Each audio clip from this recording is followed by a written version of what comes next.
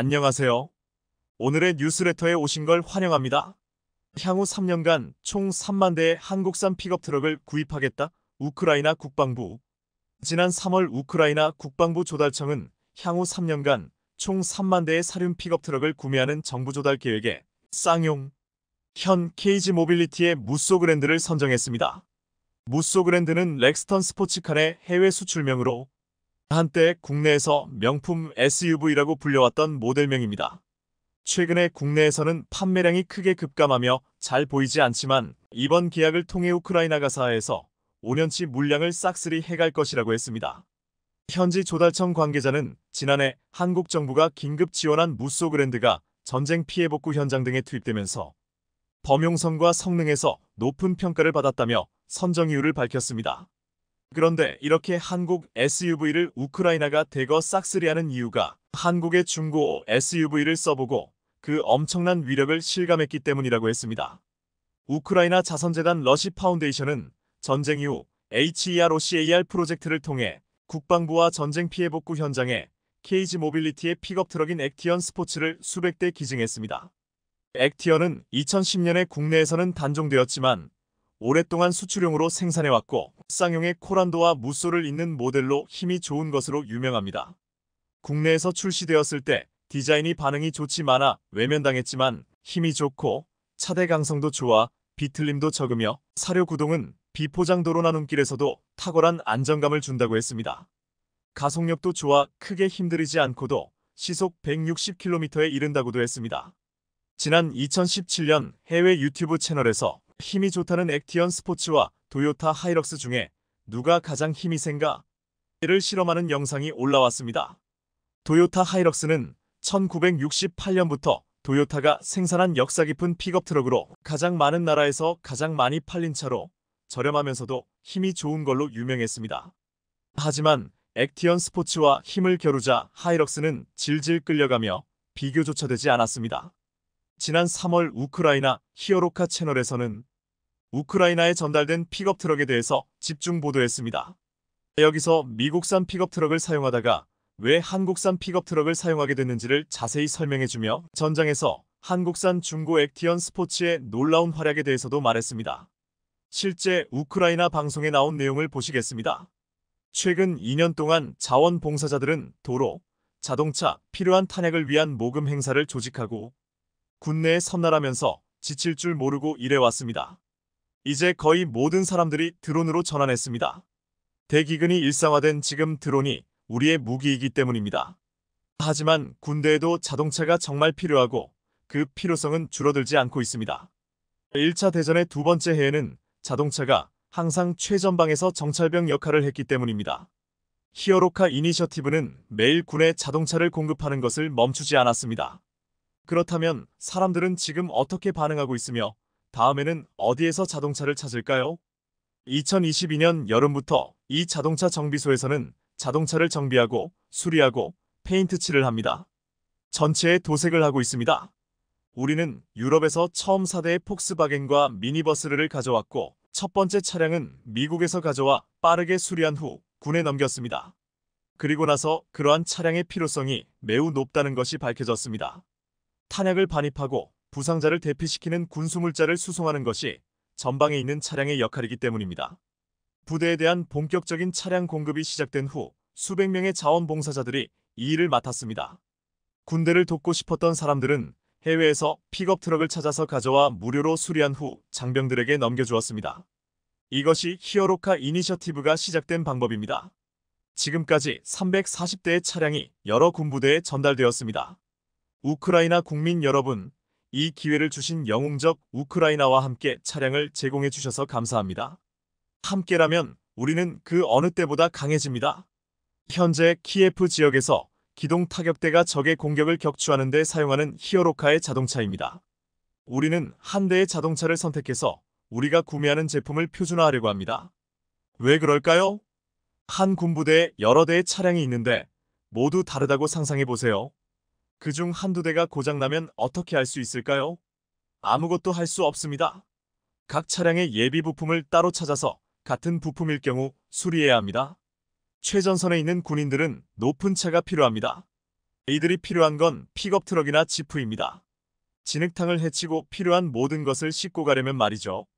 그래서 처음에 자원봉사자들은 미국 픽업 트럭을 결정하고 미국에서 수입했습니다.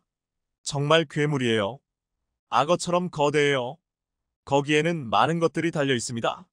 군사 장비에 대해 이야기하면 제한된 양을 넣을 수 있지만 100개 정도 적재하고 작동시킬 수 있습니다. 그런데 우크라이나에서 예비 부품을 구하기 어려워서 미국인들이 대안을 찾았는데 바로 한국 자동차였습니다. 저희는 여전히 한국의 중고차 공급업체와 계약을 맺고 있습니다. 72대의 자동차가 이곳에 들어왔지만 엔진 수리는 단 한 건도 없었습니다. 저예산 차량은 한정되어 있습니다. 유럽 시장에서는 그 정도 돈이면 괜찮은 픽업 트럭을 찾을 수 없다고 자원봉사자들은 말합니다. 그래서 그들은 한국에서 직접 차를 구입합니다. 그리고 물류를 포함하더라도 이웃 폴란드보다 수익성이 더 높습니다. 자동차 배송비도 더 저렴하긴 하지만요. 요즘 문제는 특히 국경 봉쇄로 인한 것이며 군대에게는 귀중한 시간입니다. 그래서 유럽에서 온 자동차가 위험하다면서 폴란드 농부들이 국경을 폐쇄했습니다. 루마니아 농부들이 국경을 폐쇄했기 때문입니다. 그래서 두 가지 문제가 있습니다. 폴란드 농부들이 국경을 막았고 후티 반군이 홍해에서 배를 향해 총을 쏘고 있습니다. 최전선에서 자동차는 소모품입니다. 아르템이 그중 한 대가 어떻게 포격을 받았는지 보여줍니다. 팀이 공격을 받았고 차량은 드론 공격을 받았는데 다행히 아무도 죽지 않고 부상만 입었습니다. 최근 이 차량은 수리를 마치고 다시 전투 임무를 위해 도로에 투입될 예정입니다. 한편 자원봉사자들은 계속 연락을 취하고 있습니다. 새 차량은 책임 있는 기업의 비용으로 구입합니다. 우크라이나 사람들도 기여합니다. 올해 계획은 야심차입니다. 우크라이나 사람들도 기여합니다. 올해 계획은 야심차입니다. 중고차 외에도 전선을 위해 신차를 구매할 생각이며 한국 파트너 회사로부터 호의적인 제안이 있습니다. 그들에게 필요한 것은 재정적 자원과 우크라이나 사람들의 지원뿐입니다. 처음에 HEROCAR은 우크라이나가 높은 크로스컨트리 능력, 속도 및 출력이 좋은 포드 F250 및 F350 SUV를 선택했다고 했습니다. 하지만 최근에 우크라이나에서는 이러한 자동차의 부품을 구하는 것이 거의 불가능하며 해외에서 주문하는 데 시간이 오래 걸리고 비용이 많이 들어 포기했다고 했습니다. 따라서 프로젝트 전문가들은 기능적이고 내구성이 뛰어나며 수리 비용이 훨씬 더 저렴한 한국형 디젤 픽업 쌍용 액티언 스포츠라는 훌륭한 대안을 찾아냈다고 했습니다. 한국산 픽업 트럭 액티언 스포츠는 부품 수급이나 정비 외에도 군사적인 목적으로도 미국산 픽업 트럭보다 월등한 점이 있다고 했습니다. 미국 포드 F25만 350는 325마력의 최대 2000kg의 운반 능력을 갖추었지만 액티언 스포츠의 모델은 출력이 절반이고 700kg만 운반할 수 있다고 했습니다. 액티언 스포츠는 포드의 픽업 트럭보다 힘도 약하고 운반 능력도 부족하지만 가볍기 때문에 날렵해 이동성에서는 압도적이라고 했습니다.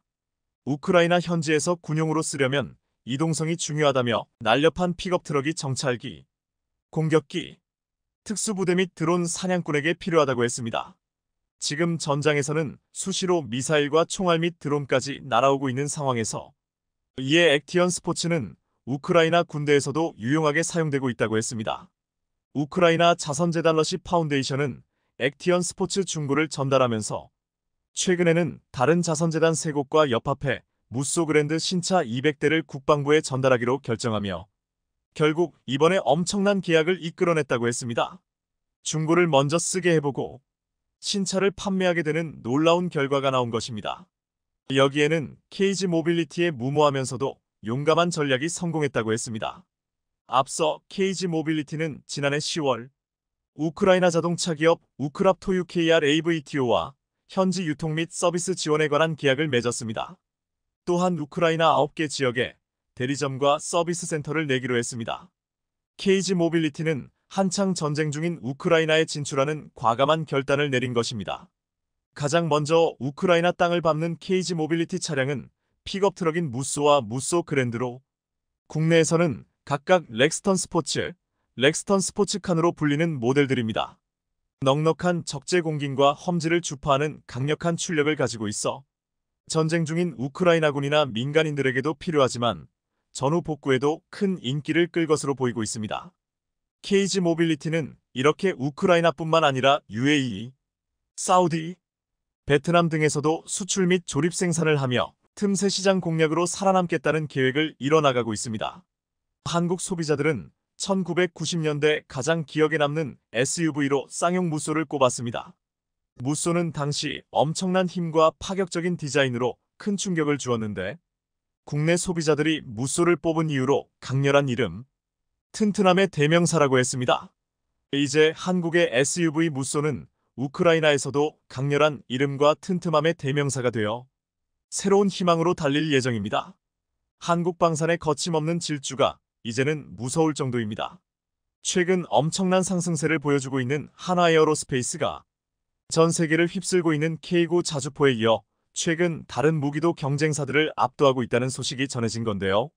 무려 4조 원대 규모의 장갑차 사업에 청신호가 켜지면서 전 세계 어떤 전차든 한국이 다 잡겠다는 무서운 질주를 이어가고 있다는데 역대급 상승 가도를 달리고 있는 한국 방산의 최근 상황에 대해 자세히 알아보겠습니다. 얼마 전 방한한 루마니아 경제사절단이 한화에어로스페이스를 콕 집어 방문하겠다고 의사를 보이면서 1조 원대 규모의 K9 자주포 수출 계약이 임박했다는 소식이 조심스레 흘러나오고 있습니다. 방산업계에 따르면 지난달 26일 슈테판 라두 오프레아 경제기업 관광부 장관이 이끄는 루마니아 사절단은 한화에어로스페이스 본사를 찾아 임원진들과 긴밀한 이야기를 주고받은 것으로 전해졌습니다. 하지만 이와 관련해 한화에어로스페이스 관계자는 협력 관계를 강화하기 위한 다양한 논의가 이뤄졌지만 특정 사업에 대한 미팅은 아니었다며 선을 그었는데요. K9 자주포 계약에 대한 지나친 관심을 경계하는 모습을 보였지만 방산업계에선 구분 능선을 넘은 것으로 보인다며 한화의 입장과는 달리 계약 임박 시그널로 해석했습니다. 나토 회원국이자 우크라이나와 국경을 접하고 있는 루마니아는 현재 국방비 예산을 늘리면서 군 현대화 사업을 추진 중입니다. 이 가운데 자주포 도입 사업은 약 1조 2,300억 원 규모로 알려졌는데 우리 방산 업체인 한화에어로스페이스가 입찰 적격 후보로 선정되며 K9 53문 수출을 추진하고 있습니다. 방산업계에서 이번 루마니아 사절단의 방안을 매우 긍정적으로 해석한 건 앞서 한화가 K9 수출 협의가 빠르면 1분기 안에 결정될 것이라며 조만간 계약 규모와 기간을 발표할 수 있을 것이라고 밝혔기 때문입니다. 추가로 현재 루마니아는 자주포 말고도 대공미사일과 장갑차 최대 298대, 전차 240대를 도입할 계획이라 이번에 우리와 협상이 잘 마무리된다면 대규모 추가 수출도 기대되는 상황입니다. 상황이 이러자 한화에어로스페이스는 내친 김에 나토 국가들의 무기 수요를 아예 다 싹쓸이하겠다는 큰 그림을 그리고 있는데요. 앞서 나토 소속 국가들에게 K9를 잇따라 수출하며 신뢰성을 인정받은 한화에어로스페이스가 나토에서 저변을 확대하기 위해 분주하게 움직이고 있어 기대가 매우 큰 상황입니다. 과거 냉전 시기 북미와 유럽 등 서방 국가들이 소련에 대응해 맺은 군사동맹인 나토는 동맹국 간방산 체계를 통일하고 표준화해 유사시에 무기를 지원하는 체계를 구축하고 있습니다. 이런 이유로 무기 표준화는 나토의 핵심으로 꼽히고 있는데 최근 한국 방산이 그 역할을 수행하고 있는 상황인 겁니다. 실제로 얼마 전 한화에어로스페이스는 영국의 나토 표준 규격 포탄용 모듈화 장약을 처음 수출했고 나토 소속 국가에 K9 추가 수출과 장갑차 최초 수출도 타진 중입니다. 그리고 이번에는 한화에어로스페이스가 K21 보병 전투장갑차로 라트비아 육군의 4조 원 규모의 장갑차 교체 사업에 도전장을 내밀었습니다. 방산업계에 따르면 현재 라트비아는 2028년까지 노후화한 영국산 구형 궤도형 장갑차 CVRT를 대체할 장갑차를 찾고 있습니다. 도입 규모는 약 100대로 사업 규모가 무려 4조 원에 달하는 것으로 알려지면서 군침을 흘리고 있는 국가가 많은 상황입니다. 장갑차는 차체에 강철판을 더 씌워 전장에서 병력을 안전하게 수송하면서 동시에 포탑으로 공격까지 할 수 있는 차량으로 특히나 라트비아에 시급히 도입돼야 할 무기로 꼽힙니다. 발트해 남동 해안에 위치한 리트비아는 러시아와 맞닿아 있어 국방력 강화가 시급하기 때문입니다. 여기에 더해 라트비아 땅이 대부분 평야지대이기에 러시아 군의 진격을 막기 위해서는 강력한 전투력이 필요합니다. 이러한 전장에서는 전차전이 특히 힘을 많이 발휘할 수 있기 때문에 강력한 화력이 필수적인데요. 라트비아 K-21 경쟁 모델 압도, K-21 장갑차가 경쟁 모델들을 압도하며 독보적인 존재감을 보이고 있어 현지에서 엄청난 화제가 되고 있다고 합니다. 라트비아 역시 지난 2004년 나토에 가입한 만큼 나토 표준 무기로 자리 잡고 있는 한국산 무기를 원하고 있는 중으로 성능까지 압도적인 K-21의 매력이 흠뻑 빠졌다고 합니다. 실제로 K-21에는 중거리 대전차 유도무기 현궁, 전술형 유도무기 천검 등 다양한 국산 미사일을 탑재해 전차 대결에서 유리한 조건을 만들어낼 수 있어 러시아 군을 대항할 비장의 카드가 될 것으로 보입니다. 이런 이유로 튀르키예 오토카르의 틀파 장갑차, 오스트리아 스페인 합작사 GDELS의 아스코드 장갑차를 채지고 한화에어로스페이스의 K-21가 최종 승리를 거머쥐게 될 가능성이 크다는 관측이 나옵니다. 실제로 작년 11월 라트비아 국방부는 이들 세 기종에 대한 현지 시험 평가를 마쳤는데요. 당시 라트비아 군 당국이 꼽은 K-21 장갑차의 강점은 군 운용 경험과 독보적인 화력이었습니다. 기존 K200 계열 장갑차의 단점을 보완해 만들어진 K21은 2009년부터 양산에 돌입해 지금까지 460여 대가 우리 육군에서 운용되고 있는 중입니다. K21에는 40기관포가 장착되는데 이 기관포에 날개 안정 분리 철갑탄을 탑재하면 1km 이상의 거리에서도 100에서 130 두께의 철판을 관통할 수 있습니다. 또한 K21은 750마력 엔진을 장착해 평지에서는 최대 시속 70km, 험지는 시속 40km로 주행할 수 있는 것으로 알려졌습니다. 여기에 더해 수륙 양용 기능도 있어 차체 양옆의 부력난과 전면의 파도막 2판을 활용해 강물에서도 시속 6km로 전진할 수 있습니다. 육군에 따르면 K-21 탑승 인원은 승무원 3명, 보병 9명 등 총 12명입니다. 더구나 K-21에는 중거리 대전차 유도무기 현궁, 전술형 유도무기 천검 등 다양한 미사일을 탑재할 수 있어 강력한 화력을 자랑하는데 향후 패키지 거래도 노릴 수 있을 전망입니다. 얼마 전 한화에어로스페이스가 UAE에서 열린 방산 전시회에서 장갑차에 탑재할 수 있도록 기존 공대지 미사일을 지대지로 개조한 천검을 공개했었는데 바로 그 무기체계입니다.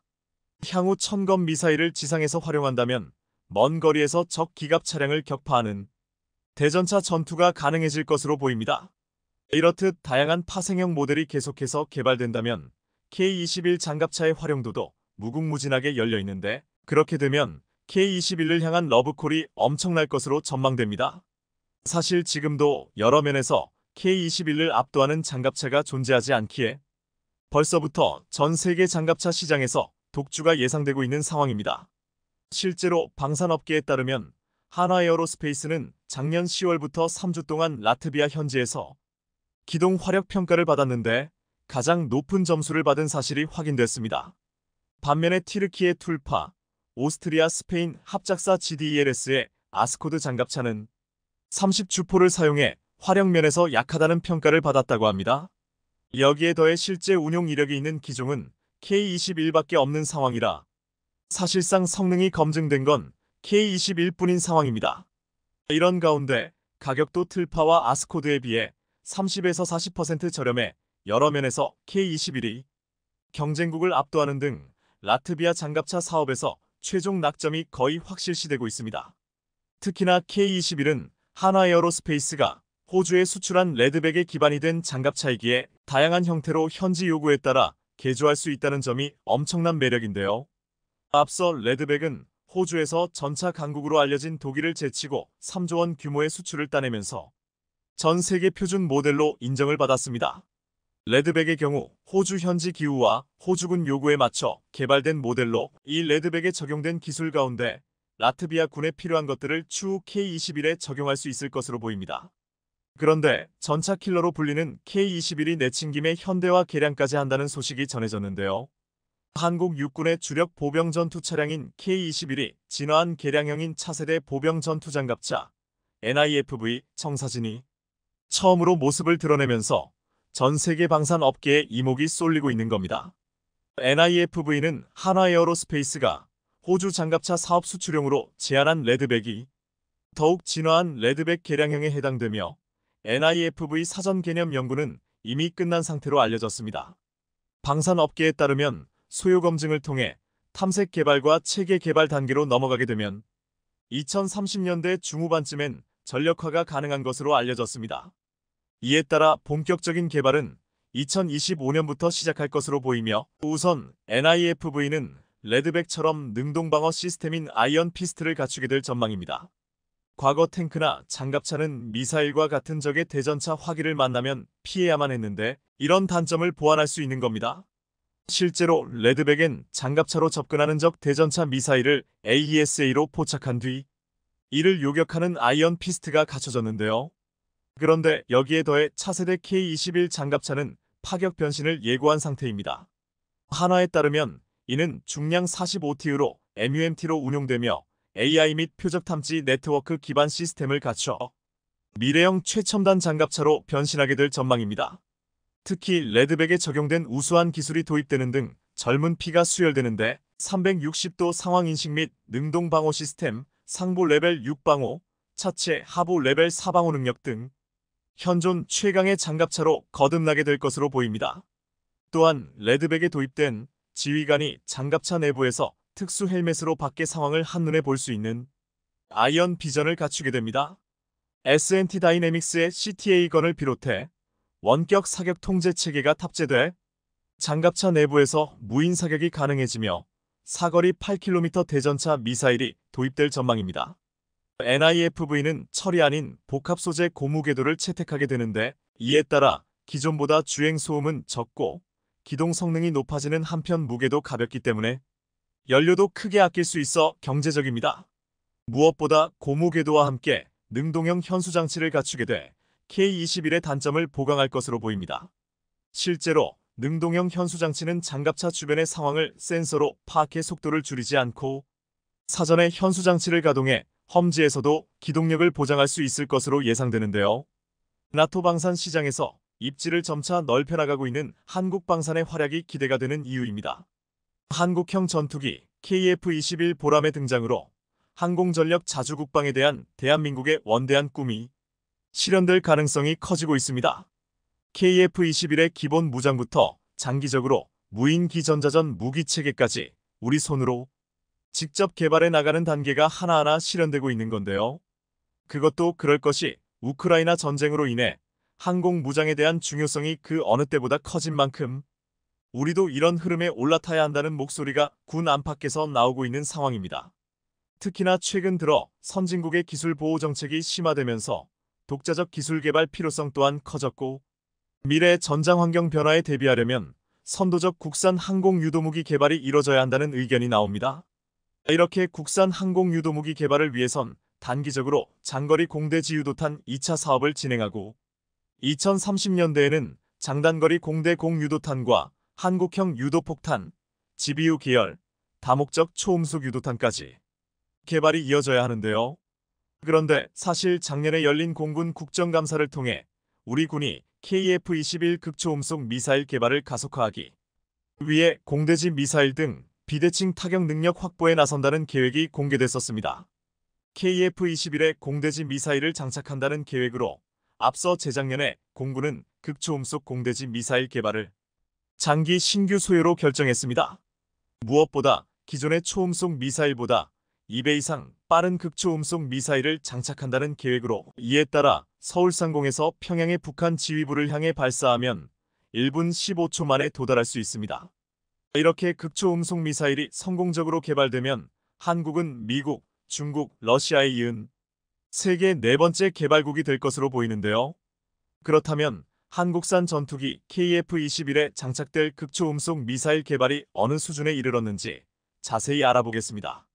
극초음속 미사일은 음속의 5배 이상 속도로 날아갈 수 있고 추적과 파괴가 어렵다는 점에서 무기 판도를 바꿀 게임 체인저로 꼽히고 있는데요.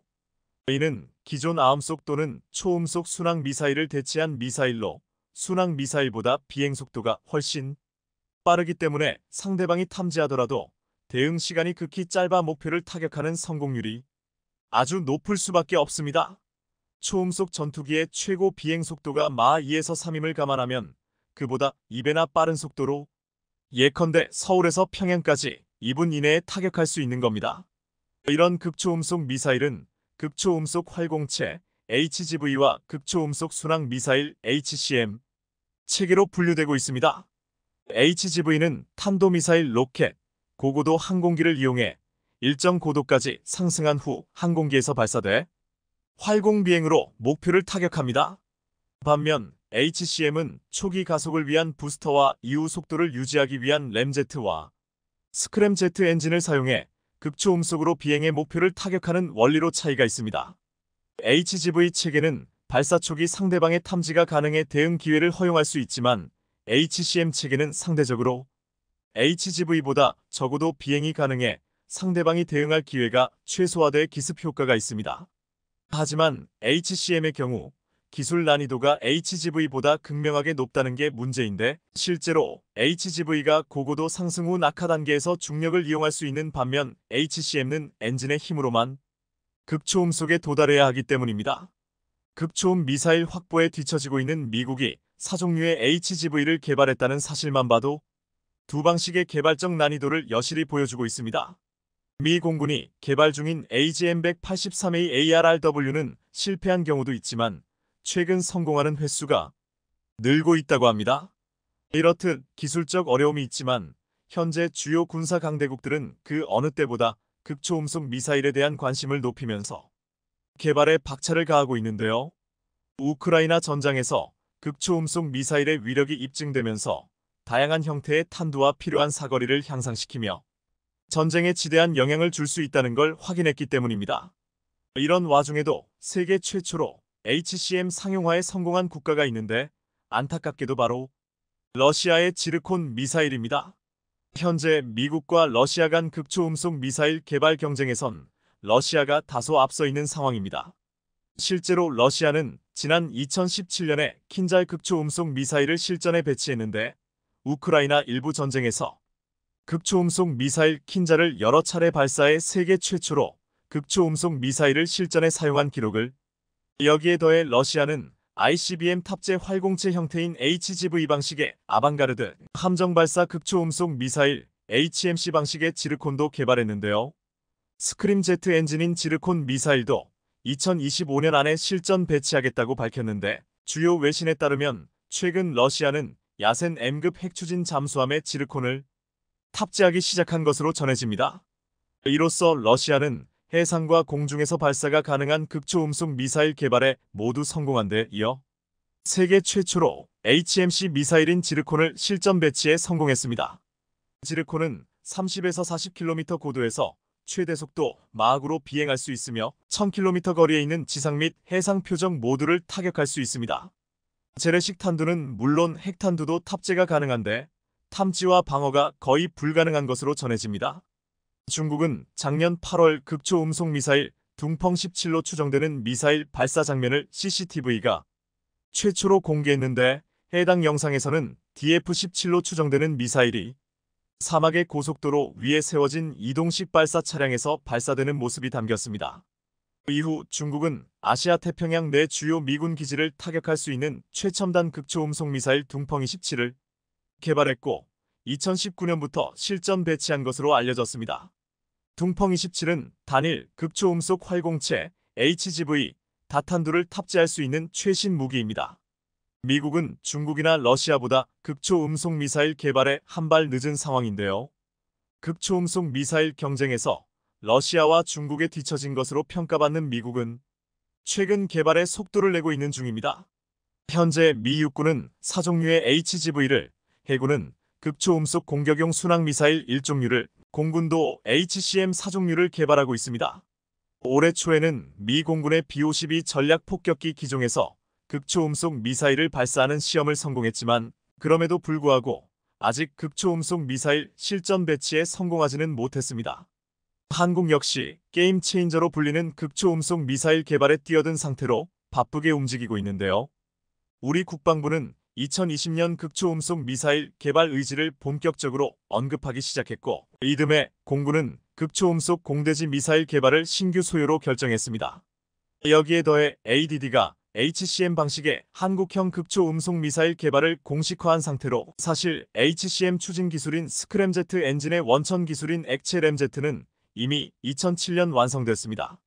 국산 극초음속 미사일에 대해선 고도의 보안이 유지되고 있지만 군 당국에 따르면 현재 ADD 연구진이 상세 설계를 검토하는 단계에 있으며 설계를 검증하기 위한 장비를 제작하고 있는 중으로 알려졌습니다. 이런 속도로 보면 올해 하반기에는 미사일 조립을 시작해 내년에는 시험 발사가 가능할 것으로 보이는데요. 뒤늦게 뛰어든 미국도 극초음속 개발에 애를 먹고 있는 가운데 한국이 단기간에 이렇게 놀라운 속도를 보일 수 있었던 건 그만큼 한국의 국방 기술이 세계적 수준에 이르렀다고 해석할 수 있습니다. 실제로 앞서 재작년 ADD는 한국형 극초음속 미사일 기반 모델인 하이코어 초고속 발사체 시험 모델을 공개해 전 세계 방산업계를 발칵 뒤집어 놓았습니다. 하이코어는 ADD가 개발 중인 극초음속 시험 비행체로 목표는 20km급 고도에서 스크램제트 엔진 점화 및 정상 비행이 가능한 마 5급 초고속 비행체를 개발하는 것입니다. 하이코어 비행체는 총 길이 8.7m, 중량은 2.4톤으로 올해 안흥 시험장에서 비행시험을 수행할 계획으로 알려졌습니다. 하이코어는 첨단 기술이 엄청나게 집약됐는데 한국은 2004년 러시아 MPO 마시노스트로에니아 사로부터 P-800 야혼트 초음속 미사일에 사용되고 있던 램젯 기반 기술을 도입하면서 순조롭게 개발을 진행할 수 있었습니다. 지금이라면 도입 자체가 불가능할 정도로 핵심 기술이지만 당시 러시아 정부도 손을 놓고 있었기에 상대적으로 저렴한 비용을 지불하고 기술을 확보할 수 있었습니다. ADD는 이렇게 입수한 러시아 기술을 바탕으로 마 3의 속도를 낼 수 있는 야혼트급 초음속 순항미사일 개발을 완료했고 마 5의 이상의 하이코어 개발에 다다를 수 있었던 겁니다. 하이코어 테스트 비행이 성공한다면 대한민국은 극초음속 미사일 개발 완료까지 절반의 성공을 거두게 될 것으로 보이는데요. 더 나아가 대형 무장을 장착할 수 있는 KF-21의 체계 개발이 끝나는 2026년에는 국내 기술로 만들어진 각종 무장들과 극초음속 미사일, 초음속 미사일에 대한 본격적인 통합 테스트가 이뤄질 것으로 전망됩니다. 이뿐 아니라 425위성 사업으로 수평선 너머의 목표물 탐지 능력까지 보유하게 된다면 극초음속 마사일 요격도 가능할 것으로 보이는데요. 425 사업은 북한 미사일에 대응해 고성능 영상 레이더, SAR 탑재 위성 사기와 전자광학 적외선 탑재 위성 1기 등 정찰 위성 5기를 확보하는 내용입니다. 그런데 우리 군의 첫 정찰 위성 425위성 1호기가 오는 11월 미 반덴버그 우주군 기지에서 우주로 향할 예정이라고 하는데요. 2025년까지 총 5기를 전력화하는 425 사업이 순조롭게 진행되고 있는 것으로 여기에 더해 최근 우리 군은 ITU의 425위성 1호기의 위성망 국제등록 통고서를 제출했습니다. 이렇듯 425위성은 북한의 도발 징후를 미리 탐지해 대응하는 선제 타격체계, 이른바 킬체인의 눈 역할을 담당할 채비에 들어갔습니다. 여기에 더해 한국은 KF-21 엔진 개발에 본격화하면서 엔진 개발에 필수적인 항공기용 APU까지 국산화할 준비를 하고 있는데요. APU는 항공기에 보조 동력을 공급하는 장치로 항공기 엔진을 켜거나 엔진이 꺼진 상태에서 기내 전력을 공급하는 장비입니다. APU는 일정 고도에 올라서 순항 상태에 도달하면 주엔진의 전기 공급을 맡기고 꺼지는데 이때 최소한의 동력을 기체에 제공하기 때문에 필수적인 장비로 꼽힙니다. 이렇듯 한국은 미래 전장 대비하기 위한 여러 가지 준비를 하고 있는데요. KF-21의 핵심이 될 한국형 극초음속 미사일이 하루빨리 공개됐으면 합니다. 최소 300대는 반드시 사야 합니다. 신께서 루마니아 정치인들의 마음을 밝히시고 이 결정을 극단적이고 신속하게 내릴 수 있게 해주소서. 루마니아에서 K2전차 실사격 사진이 공개되자 루마니아 내에서 큰 환호와 탄성이 터져나오고 있습니다. 현대로템은 지난 13에서 15일까지 루마니아 갈라치에 있는 스마르단 트레이닝 센터에서 K2전차 사격 및 기동 시범 행사를 벌였습니다. 루마니아에서 K2 흑표전차가 실사격을 하는 것은 처음이었습니다. 이번 실사격은 루마니아와 한국 양국의 군 고위 관계자와 정부 대표, 현대로템 기업 대표단이 참가했는데 루마니아가 K2 전차 도입 마지막 사인을 하기 전에 하는 시험이라 큰 의미가 있었습니다. 군사매체 아밀레코그니션은 관계자들은 이번 야전 및 사격 시험은 단순한 장비 평가 절차뿐 아니라 루마니아와 한국 간 방산 계약 내용을 마무리하는 중요한 단계가 될 것이라고 분석했습니다. 궤도 장비의 현지 실사격은 계약 체결 전 무기 성능 평가를 위해 거치는 마지막 단계이자 이번 사격 결과에 따라 K2전차 계약 금액과 대수 등 수출 규모와 시점이 구체화될 것이라고 했습니다. 현재 현대로템은 10조 원 규모로 500대를 수출하려고 하고 있고 루마니아는 300대를 원하는 것으로 알려지고 있습니다. 이날 훈련장에는 태극기와 루마니아 국기를 단 K2전차가 등장했는데 실제로 전방에 있는 전차를 향해 폭격을 가하는 장면이 목격되었습니다. 그런데 K2전차가 사격하는 목표물이 심상치 않아 보였습니다. K2전차가 불을 뿜으며 사격하는 목표물은 러시아제 전차와 장갑차들이었습니다.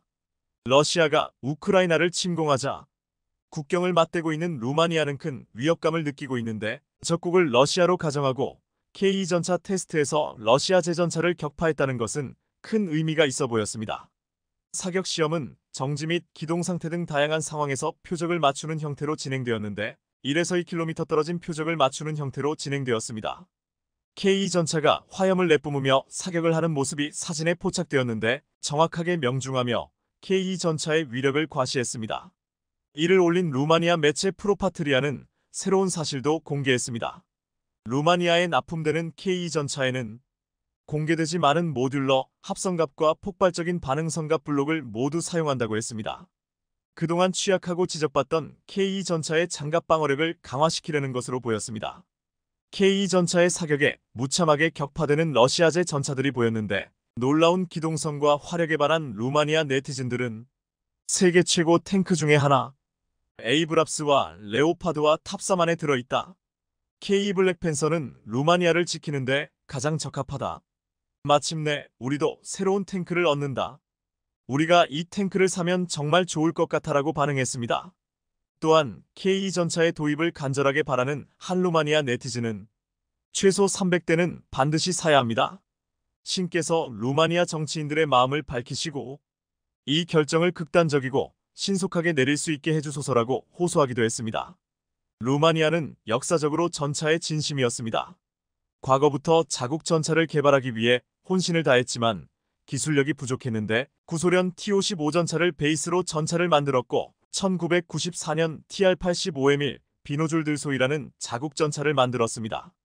하지만 이 전차는 엔진 공간이 높고 연료 소모율이 높으며 만성적인 누유가 발생했습니다. 또한 현대 대전차 화기나 철갑탄에 대부분 관통될 정도로 종이장갑이고 현대적 포탄을 쓰기도 어려워서 형편없는 화력을 지니고 있습니다. 이제 이 전차를 떠나보내고 세계 최강이라는 최신형 K 전차를 구입한다는 소식에 루마니아인들은 설레어하고 있습니다. 당초 루마니아는 미국 에미레이 에이브랍스 전차를 구입하려고 했습니다. 하지만 미국 무부가 제시한 가격이 터무니없이 비쌌습니다. 프랑스 군사매체 메타 디펜스는 루마니아에 제시된 에이브럼스 탱크의 가격이 너무 높다고 밝히면서 루마니아는 군 현대화를 위한 100억 유로 14조 원의 특별 예산이 편성돼 있지만 전차 이외에 F-35A 스텔스 전투기, HIMARS 고기동 다연장 로켓 시스템, 패트리어트 지대공 미사일 등 구매가 필요한 장비가 많아 루마니아는 전차 구매에 과도한 예산 소모를 할 수 없다고 했습니다. 메타 디펜스는 폴란드에 수출된 현대로템의 K 전차가 대당 1.900만 달러 257억 로, 대당이 0.500에서 3.000만 달러 406억 로 옵션에 따라서 천차만별의 비싼 가격을 갖는 에이브럼스 탱크의 반값에 가까워 루마니아가 K 전차를 구매할 가능성이 높다고 보도했습니다. 현대로템의 K 전차는 에이브럼스와 동일한 120활강포를 갖춰서 동등한 화력과 10톤 정도 가벼워 빠르고 기동성이 뛰어나며 현대로템이 현지 조립 생산 지원과 루마니아 방위산 업체에 기술 이전까지 제안했다고 했습니다. 루마니아는 이미 에이브랍스 와레오파드를 탈락시켰는데 K 전차의 가성비에 비해 이들 전차는 상대조차 되지 않는다고 했습니다. 지난해 노르웨이는 K 전차를 시험평가하고 이번이나 추천했지만 정부의 결정으로 독일 레오파드를 선택한 바 있습니다. 노르웨이는 독일 레오파드 EA8 전차를 대당 3천만 유로 460억 원에 계약했습니다. 미국 에이브럼스와 독일 레오파드를 사려면 대당 500억 가까이 쥐야 하지만 한국산 K전차는 비슷한 성능을 가지면서도 반값인 250억이면 살 수 있다는 것이었습니다. 이번에 K전차를 실사격 시험을 하고 구입한다는 소식에 군사에 관심이 많은 루마니아인들은 다양한 의견을 내고 있습니다. 일부는 K전차의 후속 모델인 K3전차를 사야 한다거나 독일의 차세대 전차 KF51을 선택했어야 한다는 말을 하고 있습니다. 그러자 루마니아 내전차 전문가들이 나와서 객관적인 사실들을 열거하면서 설명해 주었습니다. 루마니아 네티즌들의 반응입니다. 맙소사. 우리 프레첼은 치위 주세요. 하느님. 하나님의 뜻에 따라 우리 백성이 이번에 진지하게 생각한다면 그 관점은 흥미로울 것입니다. K는 기술적으로 매우 진보된 전차입니다. 그리고 에이브람스와 레오파드에 비해 무게가 더 가볍다는 것은 물리학적으로 흥미로울 것입니다. 폴란드에 비해 장갑이 더 다양하다는 점을 고려하면 우리에게 탁월한 탱크가 될 것입니다. 나는 한국과의 거래가 가능한 한 빨리 실현되기를 바랍니다. 동맹국들이 발목 게임을 중단하고 인수와 함께 지옥을 움직이도록 정부를 압박하고 있기를 바랍니다. KF51은 아직 존재하지 않습니다. 그러나 라인메탈은 헝가리를 탱크 개발에 자금을 참여시켜 현지 생산을 보장하는 계약을 체결했습니다. 헝가리는 자체 탱크를 제작할 기회뿐만 아니라 수출용으로도 제공할 수 있는 기회를 갖고 있습니다. KF51이 만들어질지 지켜보자. 왜냐하면 현재로서는 독일군이 KF51을 가져갈 의향이 전혀 없는 것 같기 때문이다. 헝가리인들이 하게 놔두고 나는 이 나라에서 다른 일을 하고 싶시. KAT 미사일, 칼구스타프, 드론, 포병, 예비 탱크 장교로서 저는 다음과 같이 말씀드립니다. K 블랙팬서 탱크는 레퍼드 EA8보다 우수합니다. 가변 간격을 갖고 있어 최대 60%의 경사도를 다룰 수 있고 거친 지형산과 언덕에서 전투 활동을 수행할 수 있으며 1500마력 엔진에 무게가 55톤이므로 27마력티의 비율을 갖는다. 루마니아는 산과 언덕이 23을 차지합니다. 나는 요청이 있습니다. 러시아인의 말을 믿지 말고 일부 정치인처럼이 나라를 배신하지 마십시오. 그렇지 않으면 우리는 그것을 잃을 위험이 있기 때문입니다. K전차를 도입하면 국가의 방어 능력이 회복된다는 것은 확실합니다. 여기서 계속 읽으면서 두 가지 유형의 탱크가 필요하지 많고 에이브럼즈만이 더 낫다는 것을 읽었습니다. K와 에이브럼즈는 서로 다른 두 가지 유형의 탱크입니다. 에이브람스는 70톤 정도 무겁고 K는 50톤 정도 더 가볍습니다. K는 전국 도로에서 훨씬 쉽게 운송될 수 있습니다. 에이브럼즈는 사용 시간당 더 많은 비용이 듭니다. 더 많이 소비하고 다른 유형의 연료를 소비합니다. K는 루마니아와 같은 기후 및 지형 조건에 맞게 특별화 제작되었습니다. 게다가 더 가벼워서 말하자면 늪지대에서도 더 쉽게 다룰 수 있습니다. 또한 산이 많고 숲 우거진 지역에서는 더 좋으며 크기가 더 작고 경사면에서 쓸 수 있기 때문에 나무 사이로 더 쉽게 움직여 기울이거나 위로 향할 수 시스템이 있어 타격 각도가 증가합니다. 우리 국민들이 똑똑하다면 K는 국내에서 다소 생산이 가능하고 에이브람스보다 가격도 저렴하기 때문에 같은 돈으로 더 많이, 더 빨리 가질 수 있습니다. 실제 루마니아는 K전차를 도입하면 에이브람스나 레오파드를 구입하는 것에 비해 절반에 가깝게 들지 않는데 이렇게 남은 비용으로 한국산 무기를 대거 도입하려는 움직임을 보이고 있습니다. 지금 현재 루마니아는 K전차 외에도 K구자주포, 레드백 장갑차까지 도입해서 제2의 폴란드가 될 것이라는 말을 하고 있습니다. 이러한 움직임에 한 루마니아 네티즌은 이렇게 간절하게 호소했습니다. K9K, K21 REDBAC K 루마니아 ELBIT에서 생산한 포탑 장착 가능은 루마니아 군대와 루마니아방 위산업 모두에 큰 도움이 될 루마의 완벽한 솔루션이 될 것입니다. 우리나라가 진지하게 이 거래를 성사시키기를 바랍니다. 내 생각에는 이것이 2030년경에 경쟁력 있는 장비를 갖춘 군대를 보유하는 데 도움이 될 유일한 길입니다.